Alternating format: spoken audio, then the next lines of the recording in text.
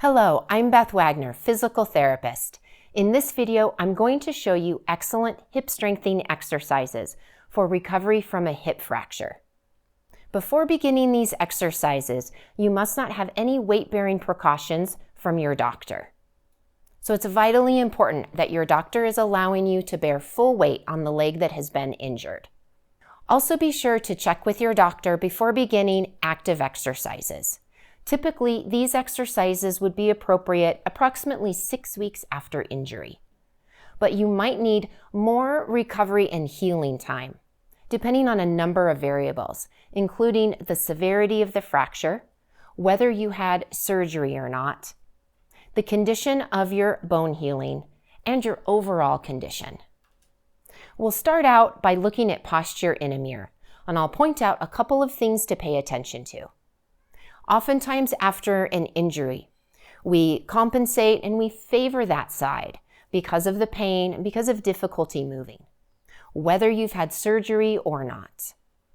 So it is important to just notice how you're standing right now and begin to try to normalize and correct your posture. And that will make it easier as you go on with these exercises and as you begin to walk and do all of your regular activities again. Start by standing in front of a full-length mirror if you have one, or use the largest mirror that you have, the one that shows the most length of your body. Start at your head and just notice the position of your head. Are you tilted to one side or the other? Are you rotated to one side or the other? Or are you tipped down? Is your chin tipped down? Or is your head tipped up? And first, just notice. You don't have to change anything. Let's just kind of take a snapshot of what's going on with your posture. Moving down, check out your neck. Is your head aligned evenly over your shoulders, or are you a bit off to one side or the other? Are your shoulders even?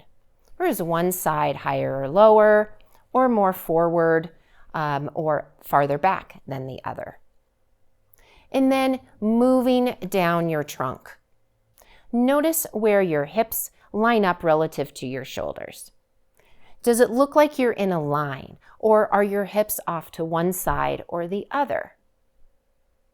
Notice where your nose lines up with the notch in your sternum, this spot right here, and then relative to your belly button. And are you pretty well lined up, or are you tipped or rotated? Again, just notice what you see with your posture. And now looking at your hips. Are they about the same level? Is one higher or lower than the other? And is one hip rotated forward? Okay, and moving down your legs. Notice the position of your knees. And are your knees pointed forward? Are they pointed out to the side? Do you have knock knees? Are your knees together in the middle? Or are your legs more bow-legged, kind of coming out to the side? And are they straight or are they bent? Now moving down to your feet. Again, notice the position of your feet. Are your toes pointed forward on both feet? Are they pointed out to the side? And are they the same? Are they symmetrical? Or is one forward and one out to the side? Feel your weight underneath your feet. Does it feel like your weight is more toward your toes or your heels? Does it feel like it's more on the outside of your foot or the inside of your foot? And finally, does it feel like your weight is even? Like there's as much weight under the left foot as there is under the right foot? Okay, and now take a moment just to notice everything in summary. If you notice any patterns. Also, if you notice asymmetry associated with the leg that you've had the fracture on. And finally, play with your posture for a few minutes. See what happens if you make small adjustments, if you shift your weight onto one side or the other, if you rotate your hips slightly forward on one side or the other. Same thing with your shoulders. If you lift one shoulder up and down. And see what that feels like in your body. And then finally, rest in what feels like the most neutral or balanced position for you, so that you're right in the middle. So you have neutral alignment right in the middle of your body. It can be helpful to recheck your posture about once a week or so. Try these subtle adjustments, see how it feels, and then check back and see if anything has changed in your posture. Now let's start the exercises. The first one is a standing march. Stand with tall posture next to a countertop or something sturdy for support, especially when you first start this exercise. Stand with your feet about hips distance apart and lift your chest, relax your shoulder blades down and back. And with your hand on that support surface, shift your weight to the left, lift the right leg, and then put it back down. Now shift the weight to the right leg, lift the left leg, bring it back down. We'll continue for 15 repetitions on each leg. Yeah. Move with control. Nice, slow, smooth speed, especially when you first start this exercise. All right. Once you're ready to perform the exercise without any support, you can just have your hands by your side comfortably. You can also put your hands on your hips, whatever feels best for you.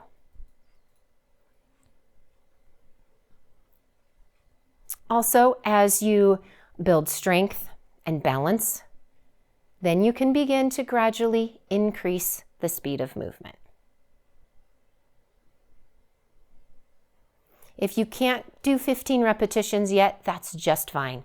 Do as many as you feel comfortable with, stop, rest, and then move on to the next exercise.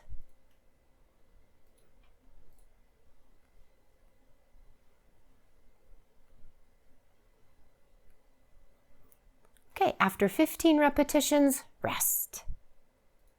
The next exercise is hip abduction. Another name for this is a side leg lift. If your doctor gave you hip precautions and with instructions to avoid hip abduction, skip this exercise. If this is the first time you're doing this exercise, stand in front of a countertop or another sturdy surface for support. Just gently place your hands on top of the countertop. Start with tall posture, lift your chest, shoulder blades down and back. Okay, now shift your weight to your left leg and lift your right leg up to the side just a few inches, and then bring that leg back down. Now shift your weight over to the right leg and lift the left leg a few inches, and slowly bring that leg back down. As you move through these exercises, keep your abdominals and your glutes engaged for a strong core. And lift your leg only as far as you feel comfortable, especially the first few times you do this exercise. The purpose here is not to perform a high leg lift. We're trying to activate and strengthen muscles along the sides of the hip so that we have good control of our movements. So more important than the height of the leg lift is the amount of control that you have when you lift your leg and when you lower your leg. Okay, let's continue. So hands on your support surface if you need. Shift your weight to the left leg and lift the right leg up and out to the side, and then slowly lower. Shift your weight to the right and lift the left leg up, slowly lower. And let's continue alternating legs for 15 repetitions on each leg. You can try matching your breathing with the movement by exhaling when you lift your leg, inhaling when you lower, exhale, lift, inhale, lower, exhale, lift, inhale, lower. If that doesn't feel comfortable for you, feel free to vary and experiment with the breathing pattern. The key is that you're continuing to breathe and that you're not holding your breath. Breathing can be very helpful to regulate the nervous system and to decrease pain.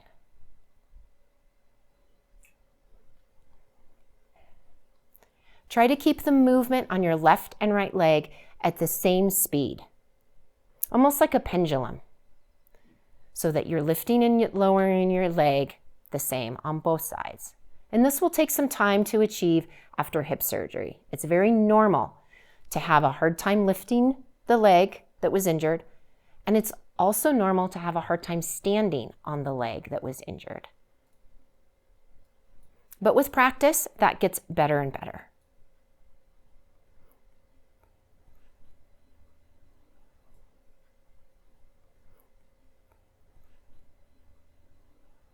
After 15 repetitions, rest. Shake out your legs if you need to, get a drink of water, and then continue. The next exercise is hip extension.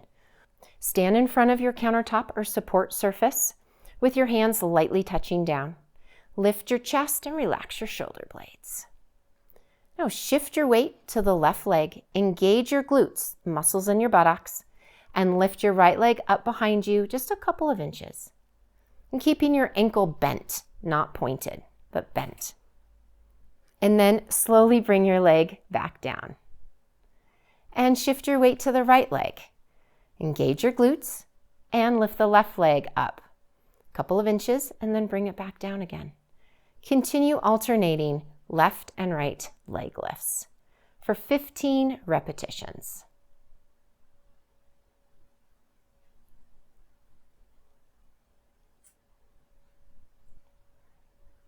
Make sure that you're breathing, don't hold your breath, and lift your leg only as far up as you feel comfortable.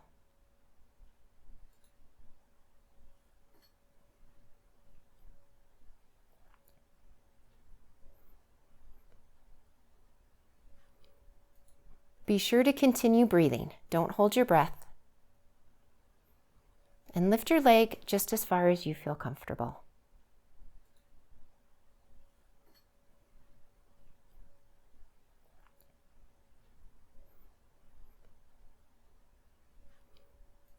Be sure to continue breathing. Don't hold your breath. And lift your leg just as far as you feel comfortable.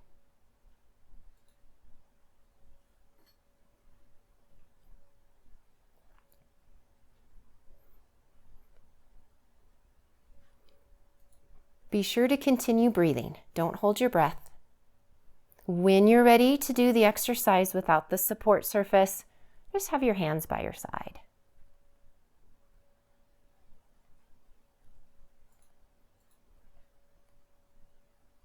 After 15 repetitions, rest.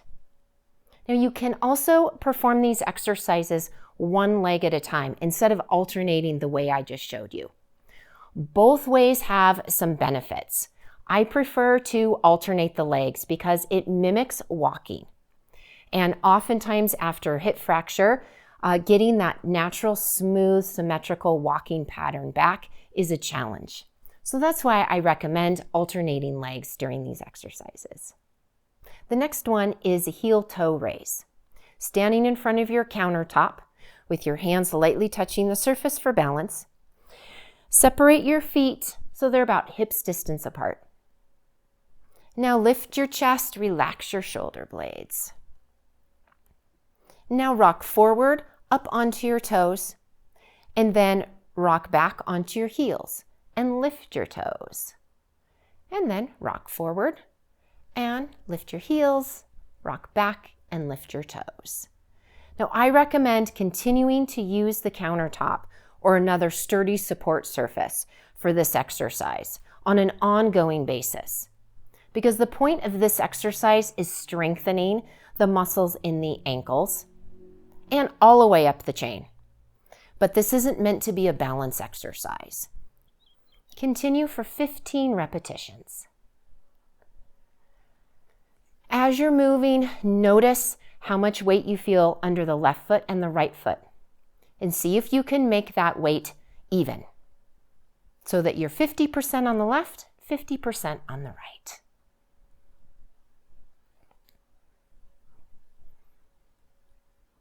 After 15 repetitions, rest. Shake out your legs a little if you need to, get a drink of water, and then continue.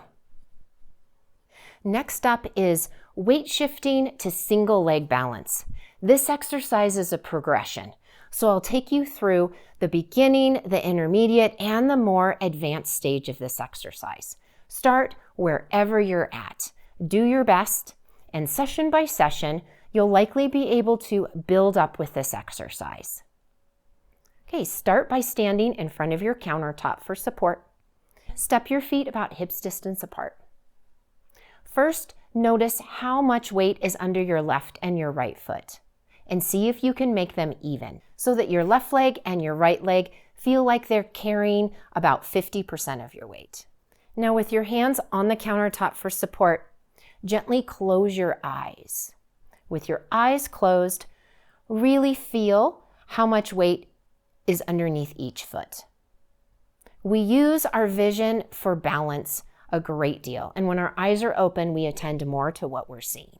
But when we close our eyes, it's easier to pay attention to what we're feeling. Let's go ahead and close your eyes again and feel how much weight is under your left and your right foot. You could try just doing a little bit of shift left and right and see if you can settle in the middle. Okay, and now open your eyes again. Okay, this will be our starting point. For some of you, this might be a challenge, especially in the early stages of recovery after hip fracture. That's just fine. Spend as much time as you need with this part of the exercise before moving on. Okay, the next stage is to start shifting your weight onto one leg. Start this by shifting your weight onto the leg that was not injured, and this gives you an idea of your baseline.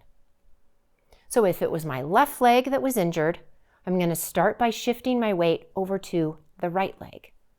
So I'm going from 50-50 more toward about 70% on my right leg, 80-90%, and then I'm going to slowly lift my left leg up. So now I'm 100% weight bearing on my left leg. And hold as long as you can. Get a feel for where you feel the effort with this. Is the effort in your ankle? In your hip? If you have any sharp pain, stop. A little bit of effort, discomfort, or work is normal with this, but you shouldn't be feeling sharp pain. Okay, and then put your foot down when you need to. Shake it out.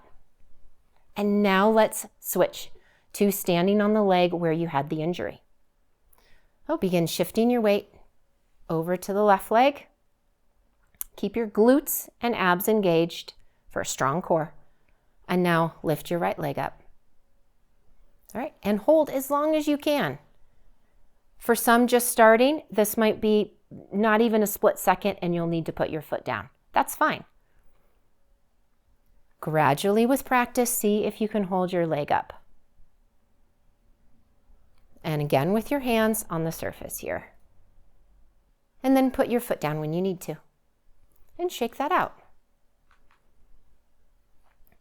Once you feel like you are able to do the weight shift into a single leg balance and lift your leg off the ground, then you could start to lighten your fingertips on the countertop.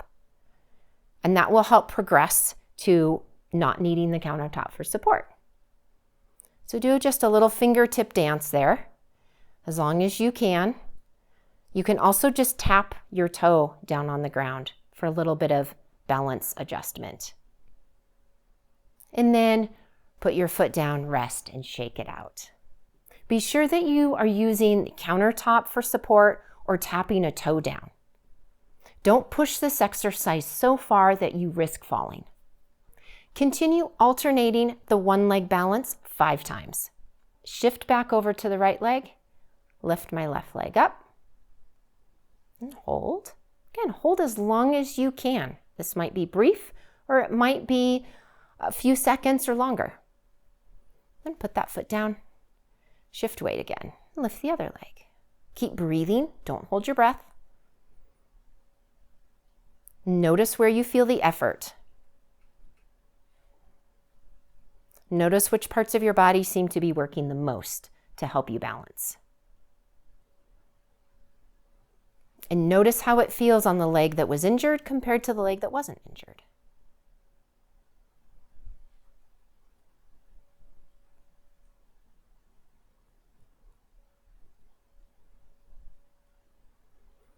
Now, if you're able to balance longer than I am, that's great. You can always pause this video, finish your repetitions, 5 on each side, and then pick up with me when you're finished. Now, if you're already finished and I'm still doing the repetitions, that's just fine. Take a little break, shake out your legs, get a drink of water, and then continue with me on the next exercise.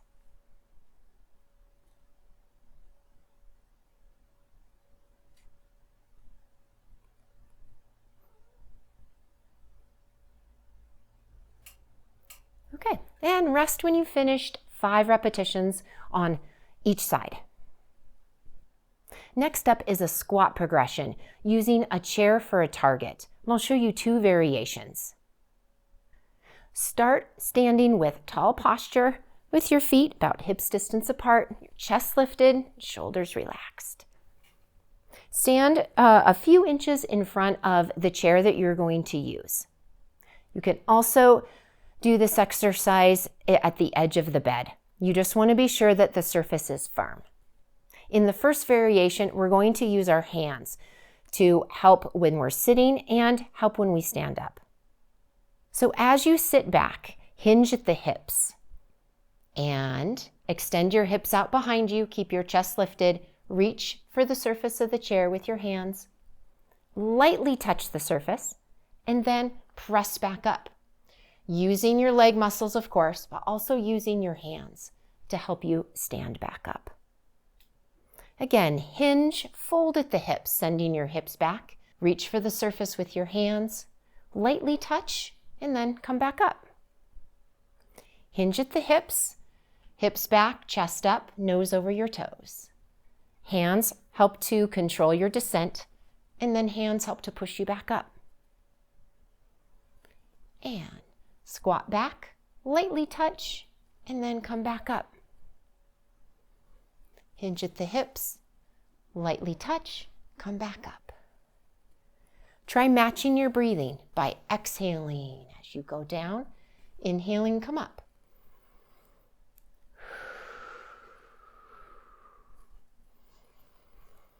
Continue for 15 repetitions, or as many as you can do to start with.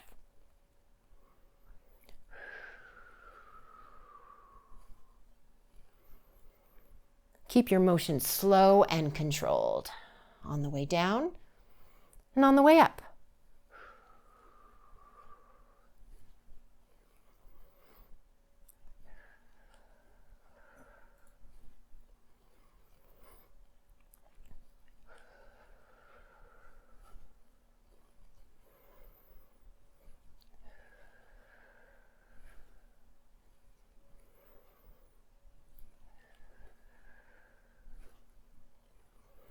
After 15 repetitions, rest.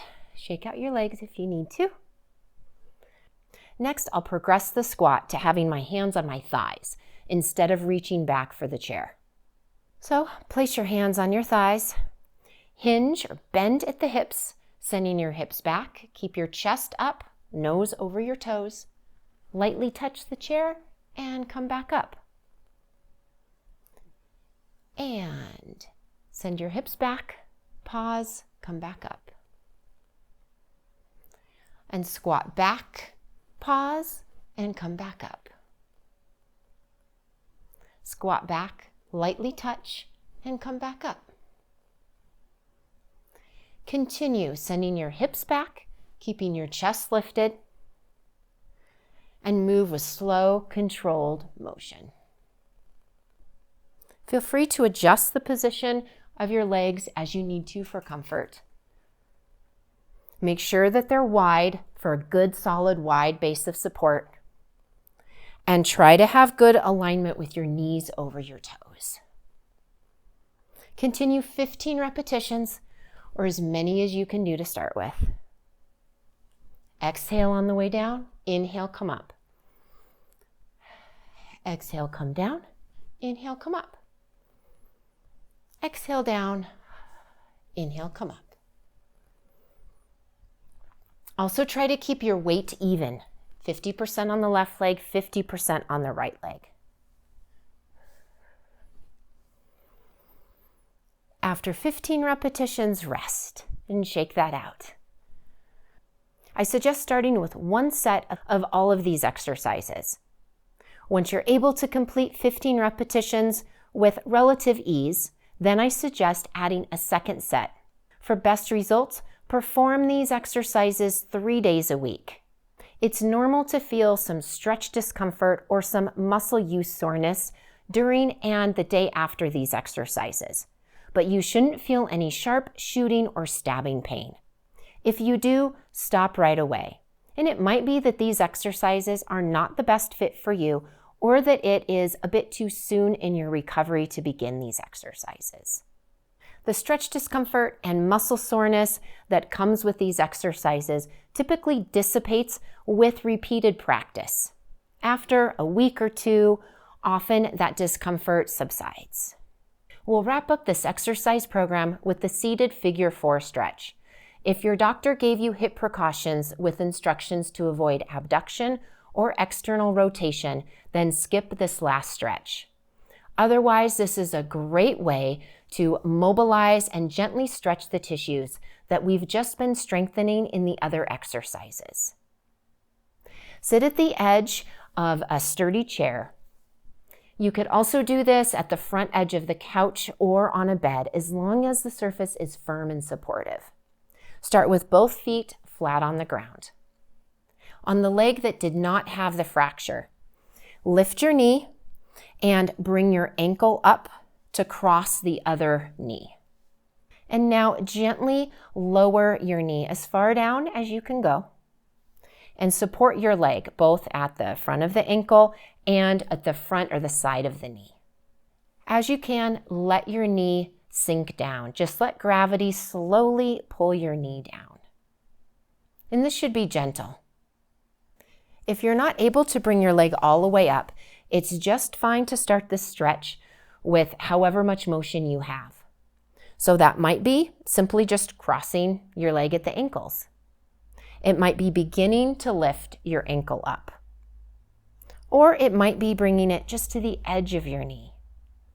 With practice, with repetition, just see if you can start to slowly, gently work your leg up to this position. This is also very helpful for putting on socks and shoes.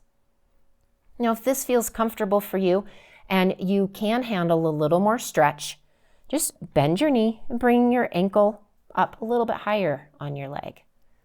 And again, let gravity slowly lower your knee down. Whatever position you've chosen, try to breathe and just rest in that position for about 15 seconds. With practice and repetition, see if you can increase the duration of the stretch to about 30 seconds. Continue to breathe naturally. Be sure you're not holding your breath. Okay, when you're ready, then slowly, with control, lower that leg back down to the ground. And put your foot flat on the ground. Now we'll repeat on the leg that had the injury. The first step is to cross your ankles. If you feel like you can stretch more than that, begin to slowly lift your leg up toward the knee. You can use your hand to help support the leg. And as you can, gradually bring your leg up so that you cross the ankle over the other knee. From here, bring your hand under your knee to support it. And gradually let gravity start to gently pull your knee down. And however far your body can go in this stretch is great. Everybody's different. For me, this is about as far as I can go. For some people, their knee can go much lower. And for other people, their knee might stay up here. So it's fine. The position, the destination is not important. What's important is just to gradually work up so that your leg is crossed over the knee, and to help ease putting on socks and shoes. Likely you'll feel a gentle stretch in the groin, the front of the hip, the back of the hip, deeper in the buttocks, or even in the back of the leg. All of those spots are very common places to feel the stretch. Okay, shoot for holding between 15 and 30 seconds. And then when you're ready, slowly lower your leg and helping it down by guiding it with your hands if you need to. And then rest. If you feel comfortable, let's do a second repetition and alternate legs. So we've already done one on the left and one on the right, so I'll return to the left leg. And we'll lift that leg up and over, crossing my left ankle over my right knee. I'll support the front of my leg and the side of my knee here. And then slowly let gravity lower my knee. I'll continue to breathe. This is a good time just to notice what you feel and where you feel it. Sometimes the second repetition is much easier than the first repetition because those tissues have been gently mobilized, gently stretched, and they may allow this position easier than they did during the first repetition. After 15 to 30 seconds, slowly lower your leg back down and let your foot rest on the floor. Let's repeat on the right leg. First, cross the ankle, and then if you're able, begin lifting the leg up. If you can only lift it this far, that's just fine. Support your leg, breathe. Hold it for as many seconds as you can, and then simply lower it. If you can lift it higher, that's great. Then continue lifting the leg until your ankle is supported on your opposite knee. And then support the front of your leg with your left hand and the underside of your knee with your right hand. Let gravity gently, slowly lower your knee. It's just fine to make some adjustments here. You can move your leg up or down. Move your knee up or down. Move your leg forward and back. Just sort of play with the motion a little bit. Keep it gentle. Stretch discomfort is normal, but you shouldn't have any sharp shooting, stabbing joint pain. After 15 to 30 seconds, then slowly lower the leg, supporting it along the way.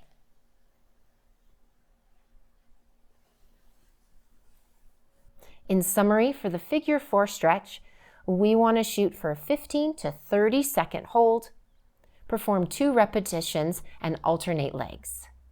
And that's a wrap.